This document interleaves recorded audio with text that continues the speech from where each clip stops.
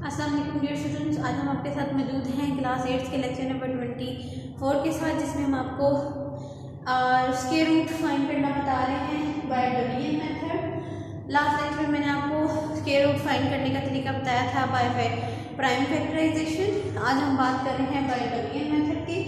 आपकी बुक के page number 23 के ऊपर इसकी एक्सप्लेनेशन लिखी हुई है, ये मैं साथ रीड करके आपको बताऊँगी और साथ में आपको एक्सप्लेन करूँगी। देखते हैं क्या कहता है। By division method to find the square root of natural number, by division method we will proceed as under. Make pairs of digit from right to left. कि जब आपने स्क्वायर रूट फाइंड करना है डबलियन मेथड के through, तो सबसे पहला काम आपने क्या करना है, नंबर्स का पेयर बना लेने हैं, टू नंबर्स के, डिजिट्स के, क्या, right to left. If the number of digit is even, अगर जो नंबर ऑफ डिजिट जो है वो इवन है, वही है कंप्लीट पेयर, तो हमारे पेयर जो है वो कंप्लीट बनेंगे। If the number of digit is odd, अगर तो पेयर्स ऑड नंबर्स में आ रहे हैं, the last digit on extreme left will remain single, तो आखिरी नंबर जो है वो सिंगल रह जाएगा। नेक्स्ट में कहता है look for the number whole square is equal to the less than the number of extreme left which may be a single digit और pair, this number will be division as well as quotient.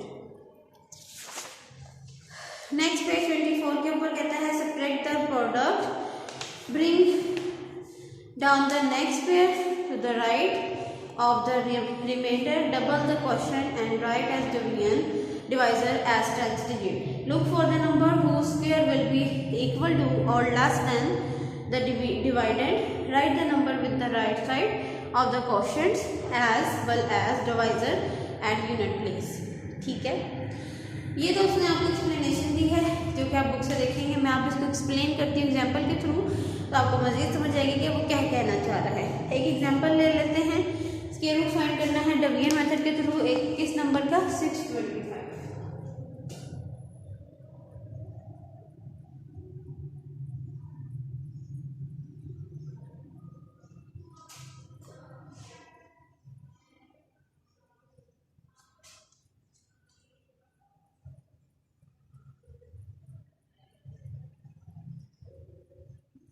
ये एक number है जिसका आपने square root find करना है by division method.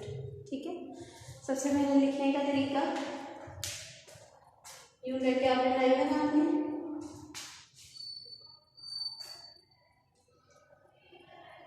Number लिखिए,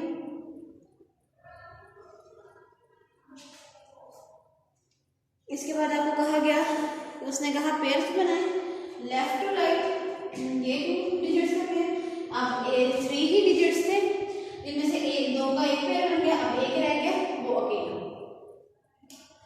ठीक है, किस नंबर पे जाएगा, अब 6, हमने सबसे पहले 6 को हमने डिवाइड करना है। ऐसा नंबर लेना है जिसको अपने आप से मल्टीप्लाई करें तो 6 है।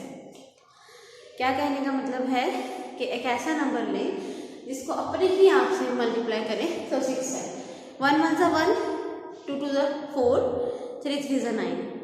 ठीक है, ऐसा कोई नंबर नहीं है जिसको अपने आप से मल्टीप्लाई करें तो 6 आए, तो हम उसे छोटा लिख सकते हैं। लेना ऐसा ही नंबर है कि जिसको अपने आप से मल्टीप्लाई किया जाए तो वो नंबर आएगा उससे छोटा नंबर है। ठीक है, 2 2 सा हम 4 ले सकते हैं क्योंकि 3 3 सा 9 होता है, मगर 2 2 सा 4 जो है वो इसके नीचे हम 6 के नीचे लिख सकते हैं। तो हम लिखेंगे 2 2 सा 4, 2 2 सा 4, माइनस करेंगे तो बचेगा। अब नेक्स्ट जो उतारना है नंबर नीचे, वो अब पेयर बनाना है तो पेयर में ही उतारना है। ठीक है, पहली बात 2 5 इकट्ठा उतरेगा। अब इस नंबर को डबल करना है, 2 में 2 ही ऐड करेंगे तो आपका पास 4 आ जाएगा, जो आपने यहाँ लिखना है। अब 4 के साथ एक ऐसा नंबर रखें जिसको उसी से मल्टीप्लाई किया जाए तो 225 आना चाहिए। समझ आ रही है? स्क्वायर रूट फाइंड कर रहे हैं तो स्क्वायर फॉर्म में ही नंबर लेना कि नंबर को अपने आप से ही मल्टीप्लाई करना। अब इस फिर डबल करके नेक्स्ट स्टेप में उसी नंबर को डबल करके नीचे लिखना है। उसके साथ एक ऐसा नंबर रखें कि जिसको उसी से मल्टीप्लाई करें तो ये वाला नंबर आए। तो हम अगर मैं 4 के साथ 5 रख रही हूँ और उसको 5 से ही मल्टीप्लाई कर रही हूँ, तो देखिए क्या आता है, 5 5 जो 25, 5 4 जो 20, 20 में 2 ऐड किए 22। देखें 4 के साथ मैंने 5 रखा, फिर उस पूरे नंबर को 5 से ही मल्टीप्लाई किया तो 225 आ गया। ठीक है, तो यहाँ देखिए, यहाँ 5, ये 45 बन गया और उसको 5 से मैंने मल्टीप्लाई किया तो मैंने ऊपर लिख दिया। अब इस 5 को इन दोनों से मल्टीप्लाई किया तो क्या आया है, 222 कंप्लीट।